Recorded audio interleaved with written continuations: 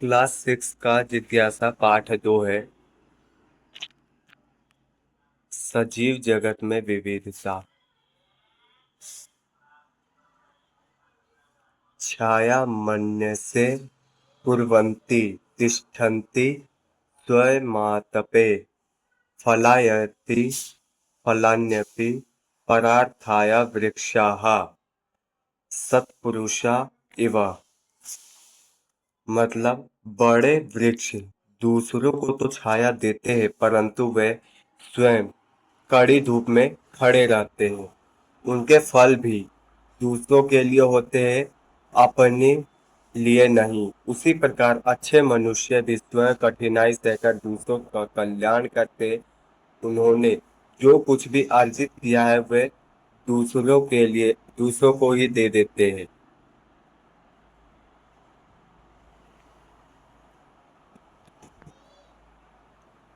कल की दुखद वर्षा के पश्चात आज यह सुहावनी सुबह है।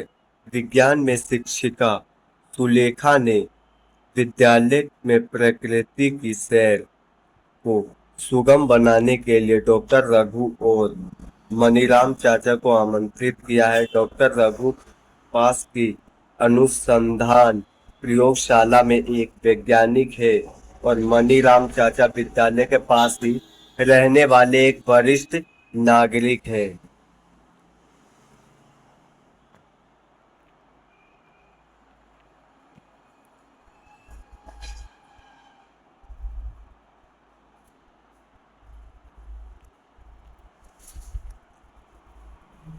मनीराम चाचा पक्षियों की ध्वनि की नकल करने में विशेषज्ञ है। वह विभिन्न प्रकार के पौधों और जंतुओं की पहचान करने में भी निपुण है।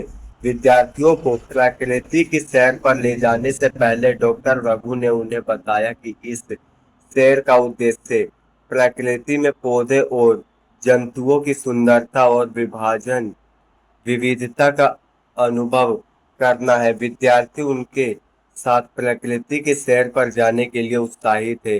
वे उनसे बातचीत करने और सीखने के लिए भी उत्सुक है। शिक्षिका ने सभी विद्यार्थियों को परामर्श दिया कि वे अपने साथ नोटबुक, पेन और पानी की बोतल लेकर चले।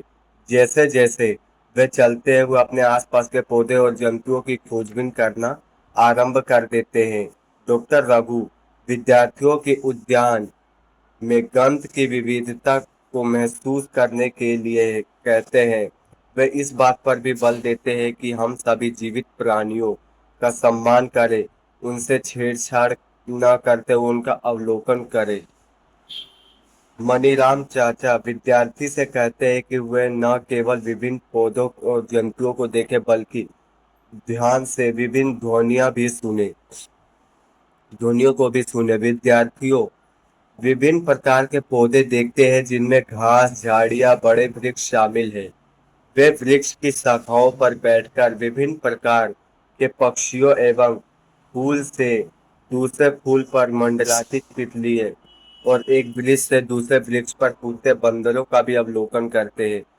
वे अपने अवलोकन को अपनी नोटबुक में अंकित करते हैं और डॉक्टर रघु और मनीराम चाचा उनके बारे में चर्चा करते हैं। विद्यार्थी विभिन्न पक्षियों का मतलब सुनते हैं, कर कलरव चहचहाहट सुनते हैं। डॉक्टर रघु बताते हैं कि प्रत्येक पक्षी की अपनी एक अलग चहचहाहट होती है। यह प्रकृति में विविधता का एक उदाहरण है। डॉक्टर रघु मनीराम चाचा से कुछ पक्षियों की ध्वनि की नकल करने के अनुरोध करते हैं। मनीराम चाचा विभिन्न पक्षियों की ध्वनि की नकल करते हैं। उन्हें देखकर विद्यार्थी भी उनका नकल करने लगते हैं।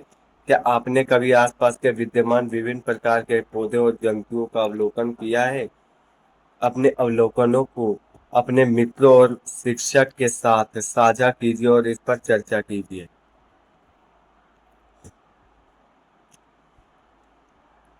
हमारे आसपास के पौधे और जंतुओं में विविधता।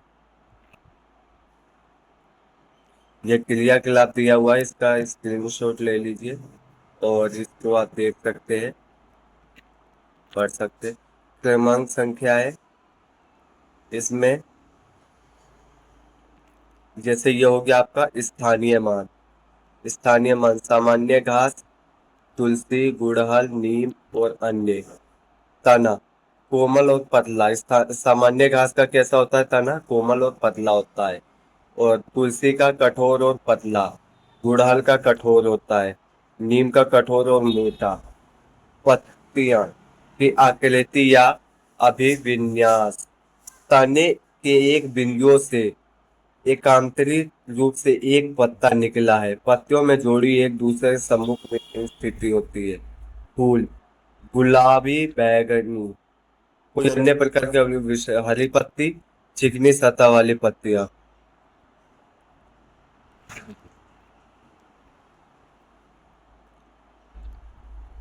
आपने जिन पौधों का अवलोकन किया है उनमें क्या समानता और क्या विभिन्नताएं पाई? आपने देखा होगा पौधे विभिन्न प्रकार की विशेषताएं पाई जाती है, जैसे लंबा और छोटा अथवा कोमल तना, विभिन्न आकृतियों पत्तियों के विन्यास, फूलों का रंग, आकार, सुगंध में विभिन्नता। अब सैर के समय देखे गए अथवा पूर्व में अनुभव किए जंतुओं में से एक सूची बने उनके स्थानों पर भोजन की गति और प्रकार तालिका 2.2 में दिए गए उनके पीछे यहाँ कुछ उदाहरण दिए गए। अब जैसे देख सकते हैं जानवरों के नाम है, रहने का स्थान वृक्ष, कीट, उड़ना और चलना। तो ये इसके बारे में बताया कौवा। कौवा कहाँ रहता है? वृक्ष पे। खाता क्या है? कीट। उड़ना और चलना, में चोंच में टहनी लिए हुए। चींटी मिट्टी एवं बिलों में रहता है। पत्तियों, बीज और कीट खाते हैं। छाप छह पाद होते हैं। गाय घास और पत्तियां खाती है और इसके अलावा अन्य। तालिका 2.2 में जिन जंतुओं का अवलोकन करें कि अंकित किया है कि उनमें क्या समानता और क्या विभिन्नता है। आपने देखा होगा कि कुछ जीव जंतु भूमि पर रहते हैं जबकि कुछ अन्य वृक्षों पर रहते हैं। पक्षी वृक्षों पर रहते हैं, मछलियां जल में भी रहती है, मेंढक जैसे कुछ जंतु भूमि के साथ साथ जल में भी रहते हैं। जंतुओं द्वारा खाए जाने वाले भोजन उनकी गति के प्रकार में विविधता है। पौधे अपने आपने जिन पौधों और जंतुओं का अवलोकन किया है उनके चित्र अपनी नोटबुक में बनाया था। उनके द्वारा एकत्रित किए गए विभिन्न पौधे, फल, फूलों और जीव जंतुओं को पंखों के एक साथ स्क्रैप बुक तैयार करें।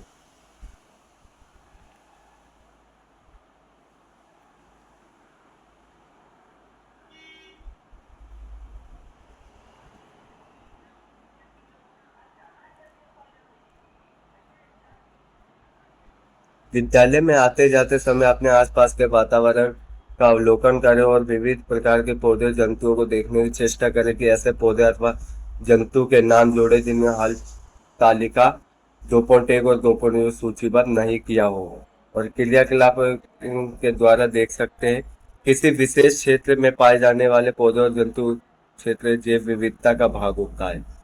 कि मतलब किसी विशेष क्षेत्र में पाए जाने वाले पौधे और जंतुओं की विविधता उस क्षेत्र की जैव विविधता का भाग होता है। किसी भी क्षेत्र की जैव विविधता से प्रत्येक सदस्य की एक अलग भूमिका होती है।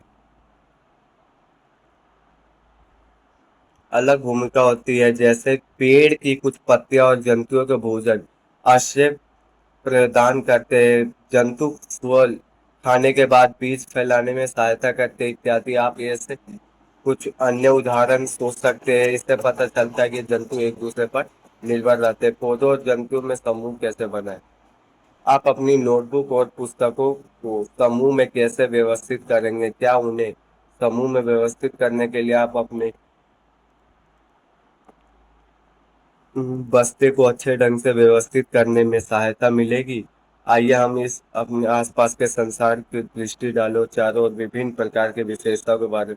विविध पर पौधे विद्यमान है जिन विषय पर हम अपनी अनुग्रह 2.1 में सीखा है उनकी सामान्यता भिन्नताओं के आधार पर समूह बना सकते हैं। अब ये समूह बनाया गया है, चाहे तो इसका भी स्क्रीनशॉट ले सकते हैं, पढ़ लेना।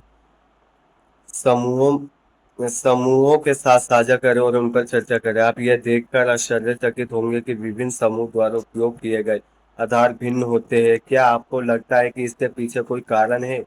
कारण हो सकता है कि विभिन्न विद्यार्थियों ने समूह बनाने के लिए भिन्न भिन्न सामान्य विशेषताओं को चुनाव किया हो। उदाहरण के लिए कुछ विद्यार्थी पौधे की ऊंचाई समूह बनाने के रूप में चुना हो, जबकि हो सकता है कि अन्य ने पौधे के समूह बनाने के लिए फलों की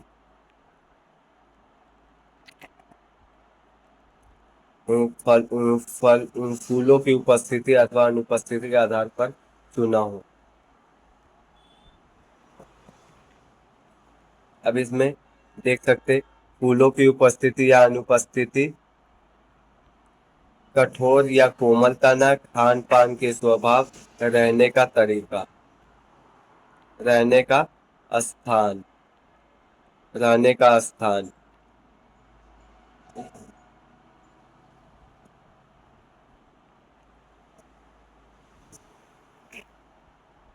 संभवतः आप जंतुओं के विविध विशेषताओं के आधार पर उनके समूह बनाए होंगे, जैसे आप क्या खाते, कहाँ रहते, किस रंग के होते और वे कैसे चलते हैं।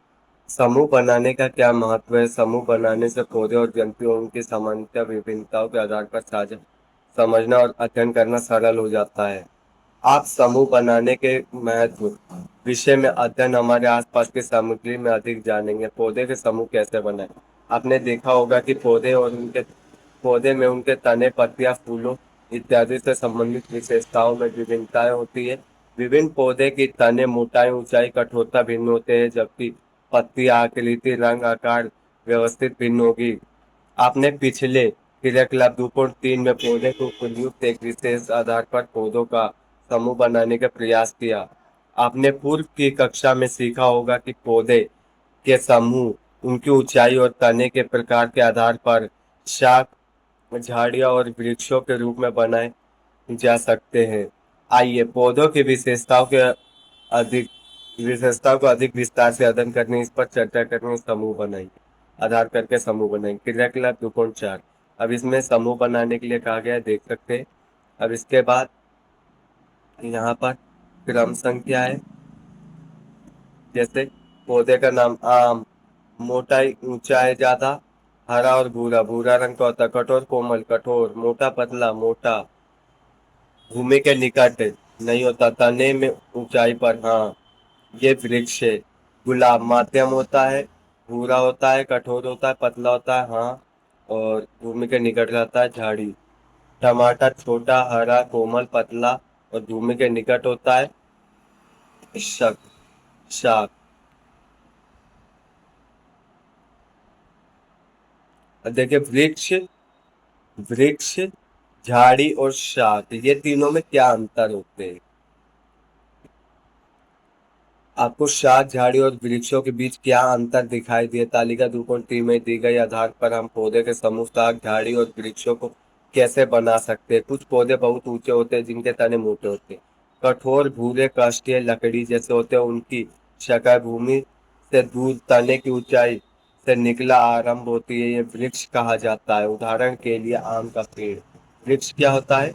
ये कुछ पौधे बहुत ऊंचे होते हैं, तने मोटे होते हैं, कठोर, भूमि कष्टी होते हैं और इनकी शाखाएं भूमि से दूर तने की ऊंचाई से निकला आरंभ होता है, ऐसे पौधों को वृक्ष कहा जाता है। अब आगे देख लेते हैं।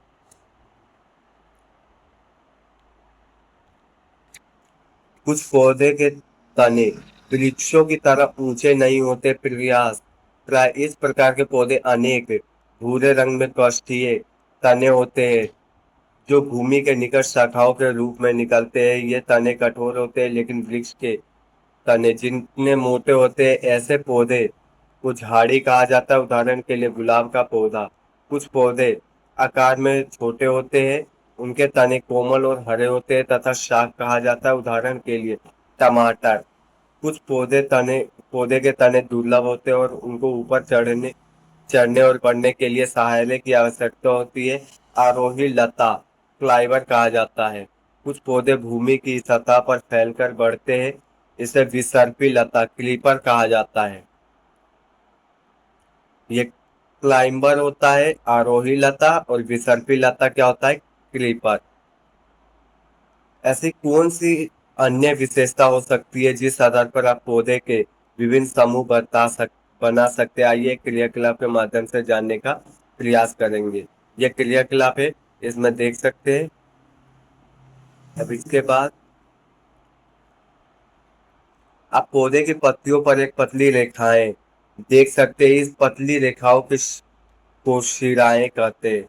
इन्हें क्या कहते हैं? शिराएं। जो ये पतली पतली लाइन बनी हुई है यहाँ पर, ये सब क्या होते हैं? ये शिराएं। इनके शिराएं कहा जाता है। आपको चित्र में दिखाई दे रहा हूँ, पत्ती की शिराएं में क्या अंतर दिखाई देते हैं? आप कुछ पत्तियों के मोटी मध्य शिरा, दोनों शिराओं एक जैसे पैटर्न देख सकते हैं। इस पैटर्न को जलिकारूपी शिरा विन्यास कहा जाता है। जलिकारूपी शिरा विन्यास क्या होता है? कुछ पौधे में मोटी शिरा, दोनों आकार एक जैसे पैटर्न वाले देख सकते हैं। उदाहरण के लिए गुड़हल की पत्तियां इस शिरा के विन्यास पैटर्न प्रदर्शित करती है। कि आप देख सकते हैं कि पत्तियों की शिराएं सामान्य चलती है। इस पैटर्न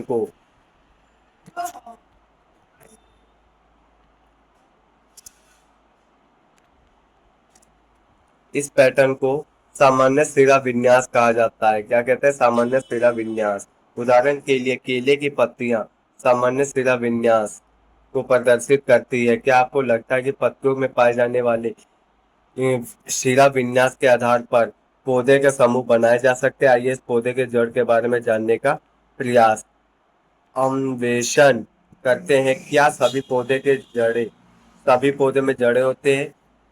क्या ये जड़ें एक जैसी होती है या कुछ अलग भी होते हैं?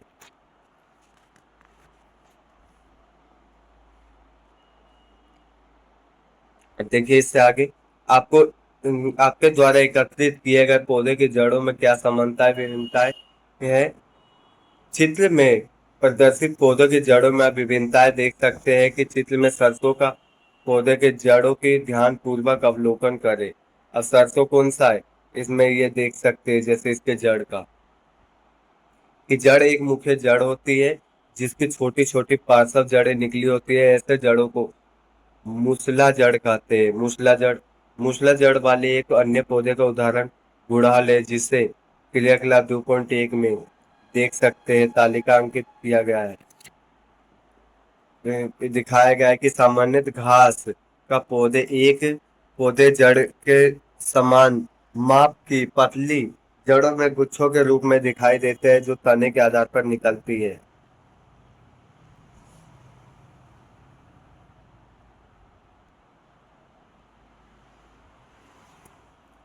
जड़ों में जकड़ा जड़ अथवा रेशेदार जड़ कहते हैं।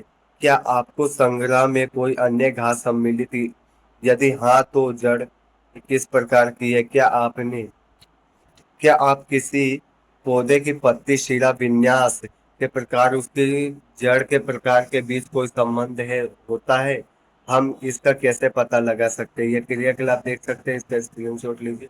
और इसके बाद ये जैसे यहाँ दिया है, लेमन घास लेमन घास समांतर और जकड़ा रेशेदार होता है। अब इसमें देखिए, क्या आपको इन पौधों और पत्तियों की शिरा विन्यास जड़ों के प्रकार के माध्यम से संबंध दिखाई देता है? सदाबहार के पौधे मूसला जड़ों के पत्तियों और जलिका रूपी शिरा विन्यास होता है। जानने की कोशिश करें कि जलिका रूपी शिरा विन्यास वाले अन्य पौधे भी मसूला जड़ें होती है। दूसरी ओर लेमन घास के पौधे में जकड़ा जड़ें, पत्तियों और समांतर सिरा विन्यास होता है। क्या अन्य पौधे जिनमें समांतर सिरा विन्यास होता है उनमें एक जकड़ा और जड़ें होती है? सामान्य जिन पौधे में जलिका रूपी सिरा विन्यास होते हैं उनमें मूसला जड़ें होती है, जबकि ऐसे समांतर शिरा विन्यास उनमें जकड़ा होता है। चने का पौधा मूसला जड़ की पत्तियों के जलिका रूपी शिरा विन्यास का एक और उदाहरण है। गेहूं का पौधा जड़ों के पत्ते समांतर रूप से विन्यास का उदाहरण है। क्या आप किसी पौधे के बीज जकड़े के प्रकार के पत्ते के शिरा विन्यास संबंध है? क्या आप इस बीज एक जैसे होते हैं? अब ये यहाँ देख सकते हैं, ये मक्के का बीज है और ये चने का बीज। दोनों में काफी अंतर है। आप देखेंगे कि चने की बीज अपने बीज आवरण के अंदर भागों के विभक्त होते हैं। प्रत्येक भाग बीज पत्र कहा जाता है। ये ये चीज और ये चीज क्या होता है, बीज पत्र कहा जाता है। जिन जिन पौधों में दो जिन पौधों में दो बीज पत्र होते हैं उन्हें द्विबीजपत्री कहा जाता है। द्विबीजपत्री किसे कहते हैं, जिन पौधे में दो बीज पत्र होते हैं, यानी जैसे चना। मक्का में मक्का के बीज में एक पतला बीज पत्र होता है, जिस ऐसे बीज वाले पौधों को एक बीज पत्री कहा जाता है, जिसे मोनोकोलिडन्स मोनोकाइट। अब पौधों में पत्ती शिरा विन्यास, जड़ों के प्रकार, बीजों के बीज पत्र की संख्या में परस्पर संबंध देखते हैं। द्विबीजपत्री पौधे में जलिका रूपी शिरा विन्यास और मूसला जड़ तंत्र होता है, जबकि एक बीजपत्री पौधे में समांतर शिरा विन्यास और जकड़ा एक तंत्र होता है। आपने पौधे के समूह बनाने के लिए उपयोग किए जाने वाले विशेष रूप से पढ़ा होगा कि अब जंतुओं को समूह बनाने के लिए विषय में समझते हैं। हम यहाँ देख सकते हैं जंतुओं में समूह कैसे बने। पौधे की भांति जंतु भी एक दूसरे से भिन्न होते हैं। क्या कभी आपने सोचा है कि हम इन विविध प्रकार के जंतु का समूह कैसे बना सकते हैं? आप ऐसी कौन सी विशेषताओं के बारे में सोच सकते हैं जिसका उपयोग आप इस समूह को बनाने के लिए किया जा सकता है? आपने जो पहले क्रियाकलाप 2.3 में जंतुओं का समूह बनाने के लिए कुछ आधार निर्धारित किए थे, आइए उन पर कुछ विस्तार में चर्चा करें। क्रियाकलाप 2.9, आइए पता लगा 2.9 क्रियाकलाप 2.9। क्रियाकलाप 2.2 में जंतुओं के कुछ अंकित किया गया है। संभवतः आप यहाँ देखा होगा कि जंतु अनेक प्रकार के एक स्थान दूसरे स्थान पर गति करते हैं। जंतु के विभिन्न प्रकार की गतियों को प्रयास करें कि चित्र 2.7 में अनेक जीव जंतु को दिखाया गया है। चित्र में स्वयं देखे और अन्य जंतु को भी इसमें जोड़कर विविध प्रकार के जीव जंतुओं के पोस्टर बना सकते हैं। चित्र में देखकर कि आप प्रयास करेंगे गति और शरीर का अंग किस प्रकार उपयोग किया जाता है। हम यहाँ देख सकते हैं जंतुओं की तालिका 2.5 में सूचीबद्ध करें, इसको देख सकते हैं। अब चींटी, जंतुओं का नाम क्या है? चींटी। चींटी कैसे चलता है? टांगे पर। कैसे चलता है? टांग पर। बकरी चलना और कूदना टांगे पर। कबूतर चलना और उड़ना पैर और पंख। मक्खी चलना और उड़ना पैर और पंख। मछली पंख की सहायता से तैरते हैं। अन्य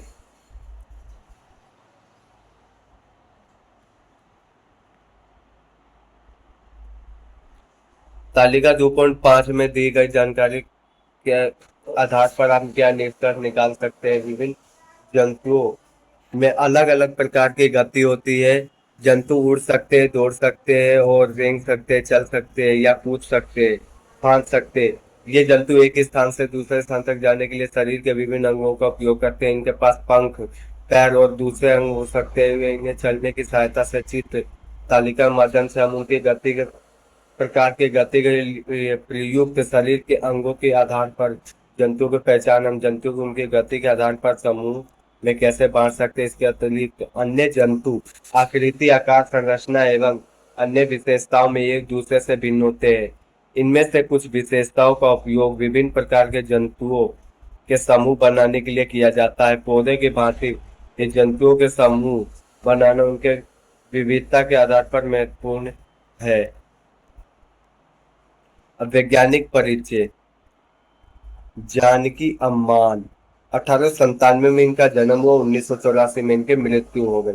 एक भारतीय वनस्पति शास्त्री थी जो पर्यावरण से संबंधित कार्यों में समर्पित थी। उन्होंने भारत के पौधों को समृद्ध समृद्ध जैव विविधता का प्रलेखन और संरक्षण करने में सहायता की। उन्होंने साइलेंट वैली बचाओ आंदोलन के महत्वपूर्ण भूमिका निभाई। भारतीय वनस्पति के सर्वेक्षण प्रमुख रूप में उन्होंने भारत के विविधता के लिए लेखीकरण करने की कार्यक्रम की शुरुआत की। अब जैसे देख सकते हैं सफलता की कहानी। साइलेंट वैली बचाओ आंदोलन सफलता की कहानी साइलेंट वैली बचाओ आंदोलन। ये केरल में पालक्कड़ जनपद एक जंगल की वास्तविक कहानी है। ये अछूते सुंदर आर्द्र सदाबहार और उनकी समृद्ध जैव विविधता संरक्षित करने के लिए विश्व में प्रसिद्ध साइलेंट वैली को उन अजमानों आमजनों द्वारा चलाए गए अद्वितीय आंदोलन द्वारा बचाया गया था, जो जंगल के आसपास भी नहीं रहते थे। यह संघर्ष कुट्टीपुड़ा कुट्टीपुड़ा नदी के समीप एक जल विद्युत बांध के प्रस्ताव में विरुद्ध वर्षों तक जारी रहा। उस समय लोगों ने व्यापक जागरूकता कार्यक्रम और संपादक पत्र, समाचार पत्र, लेखन, सेमिनार और अन्य न्यायालय में याचिकाएं, अपील अपील सहित सभी संभव उपलब्ध संसाधनों का प्रयोग किया। इस प्रकार यह आंदोलन साइलेंट वैली बचाओ आंदोलन सफल रहा।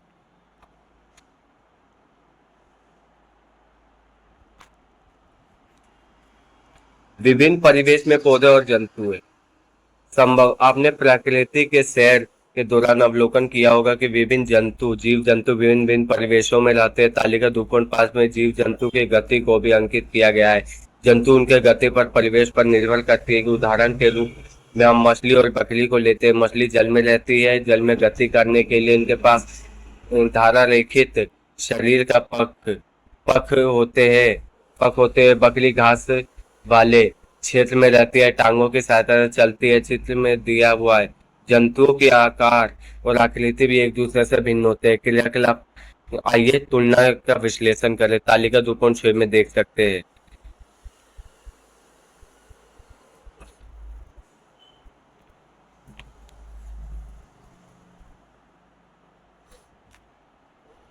तालिका 2.6 में जैसे यहाँ पर देखिए कि ऊंट देवदार के वृक्ष, मछली, शेर।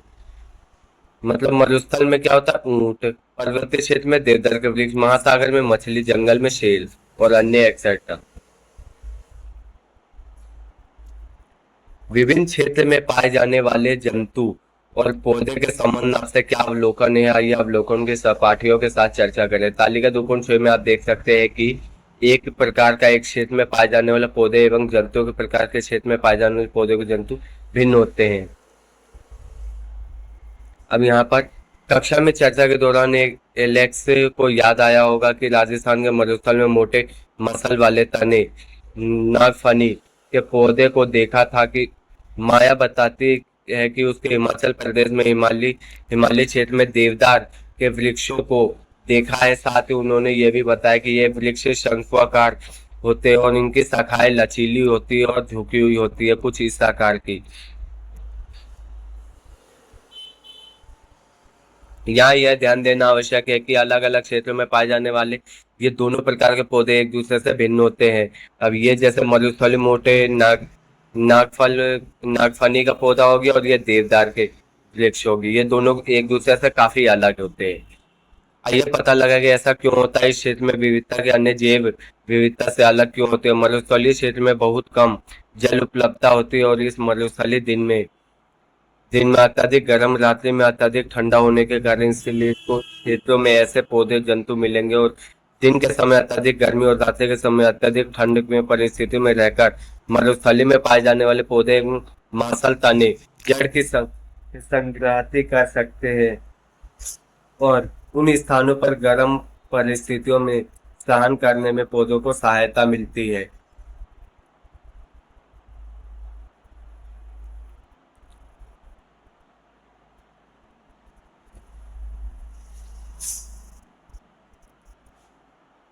बहुत ठंडे पर्वतीय क्षेत्र में प्राय हिमपात होते हैं। ऐसी परिस्थितियों में जीवित रहने के लिए वृक्षों की बनावट ऐसी होती है कि उन पर बर्फ टिकती नहीं बल्कि आसानी से फिसल जाती है। देवदार के वृक्षों शंकुआकार आकार के नीचे झुकी हुई होती है। इनके शाखाएं आसानी से ऐसा करने में सक्षम बनाती है। आइए अब हम समझ गए होंगे कि विभिन्न स्थलों पर जैव विविधता के विभिन्न परिस्थितियों के कारण एक दूसरे से बहुत अलग होती है। राजस्थान के गर्म मरुस्थल के ऊंट के लद्दाख के ठंडे मरुस्थल के ऊंट दोनों चित्रों में देखिए कि दोनों इन दोनों जंतुओं में आपस में क्या अंतर दिखाई दे रहे होंगे। इन अंतरों के कारण ऊँटों को लाभ होता है। ये ऊँट के पैर काफी मखमलदार होते हैं, जबकि इनके पैर काफी कठोर होते हैं। अब गर्म मरुस्थल, गर्म मरुस्थल ऊँटों पर पैर लंबे होता था इनके, जिनमें चौड़े खुर होते। एलेक्स ने साझा किया कि उनकी दादी ने बताया था कि ऊँट के लंबे पैर और चौड़े खुर ऊँटों की रेतीले मरुस्थल में रेत बिना धंसे जमीन में चलने में सहायता करती है। दूसरी ओर ठंडे मरुस्थलीय ऊँट की ऊंचाई गर्म मरुस्थलीय ऊँट की ऊंचाई की तुलना में छोटे होते हैं और इनके पैर उन्हें ठंडे पहाड़ी मरुस्थलीय क्षेत्र में आसानी से चलने में सक्षम बनाते हैं। मरुस्थलीय परिस्थितियों में भोजन सहायता करने में भी उपलब्ध नहीं होते। ऊँट अपने कुबड़ कुबड़ में भोजन संचित करते हैं और गर्म मरुस्थल में पाए जाने वाले ऊँट एक कुबड़ होता है जो भोजन कमी के दौरान उनमें जीवित रहने के सहायक होता है। और ठंडे मरुस्थलों में पाए जाने वाले ऊँटों के दो कुबड़ होते हैं। ये दोनों कुबड़ सर्दियों के अंत में छोटे छोटे हो जाते हैं, क्योंकि ठंडे मरुस्थल अधिक भोजन उपलब्ध नहीं होता और यह समय उन्हें कुबड़ों की संचित भोजन का उपयोग करने में पड़ता है। इनके सिर से लेकर गर्दन के निचले भाग तक लंबे बाल होते हैं। लद्दाख के बर्फीले मौसम में उनको जीवित रखने में सहायता होती है। मरुस्थलीय ऊँटों को जीवित रहने में कौन सी अन्य विशेषता सहायक हो सकती है?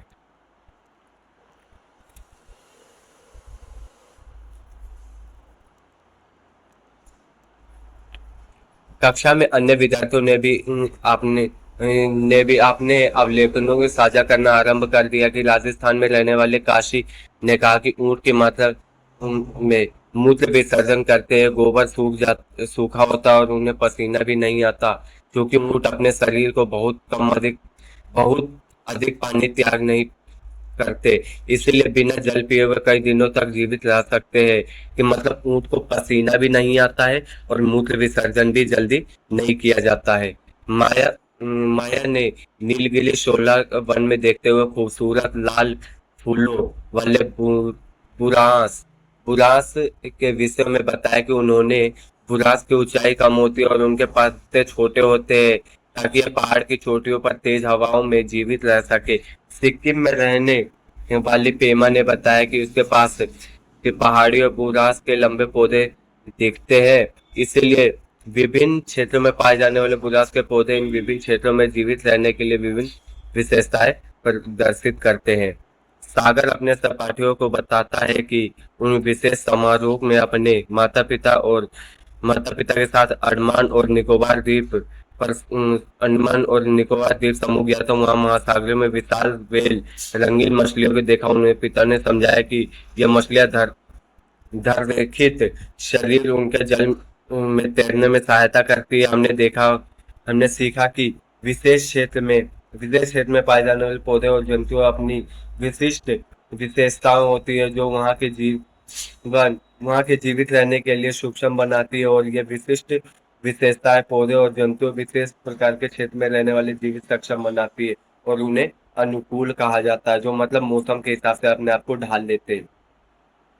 देवदार के पेड़ का आकार और बुरांस की ऊंचाई ऐसे अनुकूल पर्वतीय पर्वतीय क्षेत्रों में जीवित रहने में सक्षम बनाते।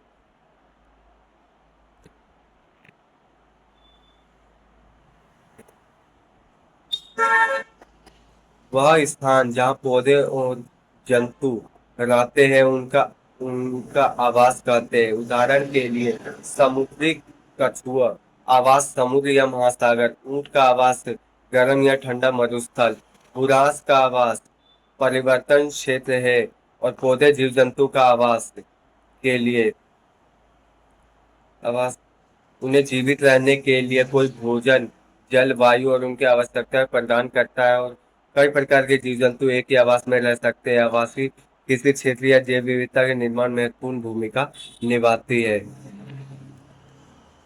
अब एक वैज्ञानिक ये भी है कि इनका परिचय भी देख लेते हैं।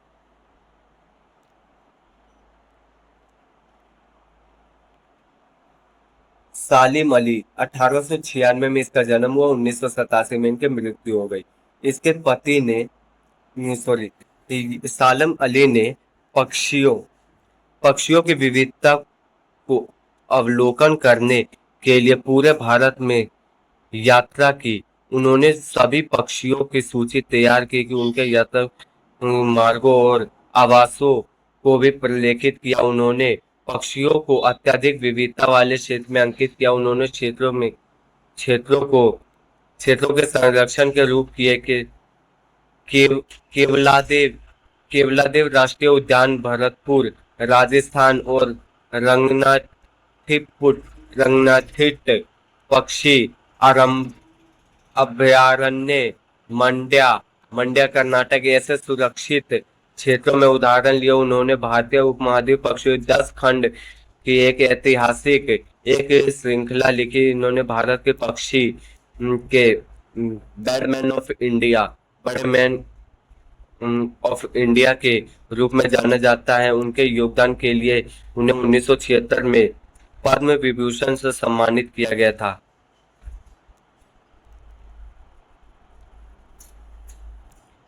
आप भिन्न आप किन किन भिन्न विधियों के माध्यम से पौधों और जंतुओं के आवास के आधार पर उनके समूह बना सकते हैं।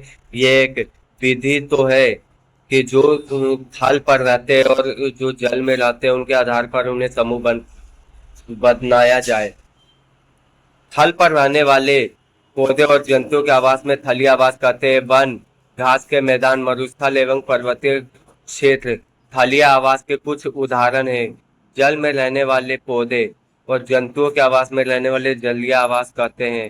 तालाब, झील, नदियां, महासागर जलीय आवास कुछ उदाहरण है। मेंढक जैसे जंतु, जीव जंतु साथ साथ उन्हीं साथ साथ जल के साथ साथ थल पर भी रह सकते हैं। इन्हें उभयचर जंतु कहते हैं। यदि किसी पौधे या जंतु का आवास क्षतिग्रस्त हो जाए तो क्या होगा? यदि बकरी के खाना खाने के लिए घास न मिले तो क्या होगी? यदि मछली बिना जल के जीवित रह सकती है? क्या बिना जल के मछली जीवित रह सकती है? अपने माता पिता, दादा दादी, पड़ोसी और उन सभी पौधे, पक्षी या कीड़ा अथवा ऐसे अन्य जंतुओं के बारे में जिन्हें बचपन से प्राय देखने के लिए अब कम कम दिखाई देते हुए परिवर्तन तब होता है कि जब आवास नष्ट हो जाते हैं और पौधे जंतुओं का आवास क्षति से वे अपने घर, भोजन और अन्य संसाधनों से वंचित हो जाते हैं। ऐसे जैव विविधता की हानि होती है।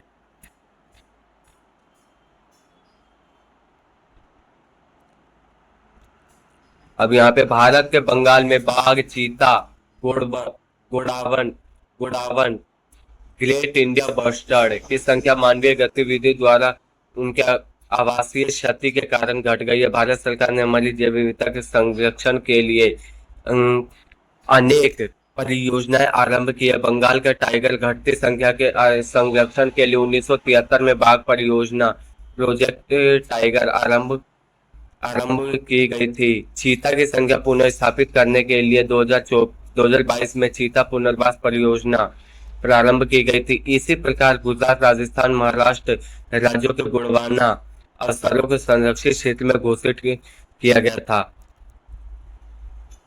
परंपरागत रूप संरक्षण वन, पवित्र उपवन एक आबादित वन क्षेत्र है जिनका आकार बहुत छोटे से लेकर बहुत बड़े तक हो सकता है। पवित्र उपवन पूरे भारत में पाए जाते हैं और ये कई प्रकार के औषधीय पौधे समेत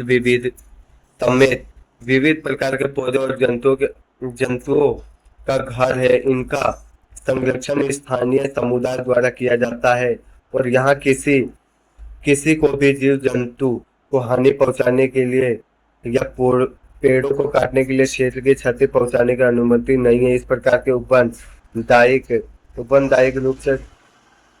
दायित्व रूप से संरक्षित जैव संपदा है। अपने क्षेत्र के लिए उपवन विषय में पता लगाइए।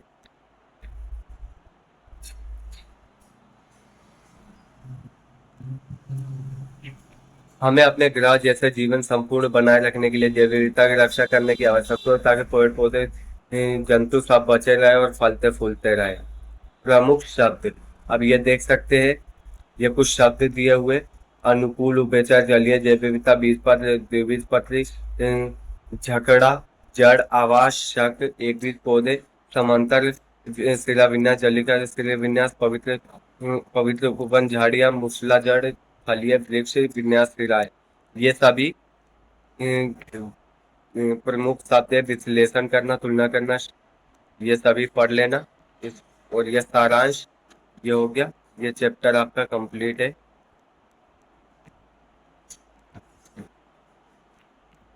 चैप्टर ये हो गया आपका कंप्लीट। इसका स्क्रीनशॉट ले सकते हैं, पढ़ सकते हैं, चैप्टर के बारे में बताया हुआ है।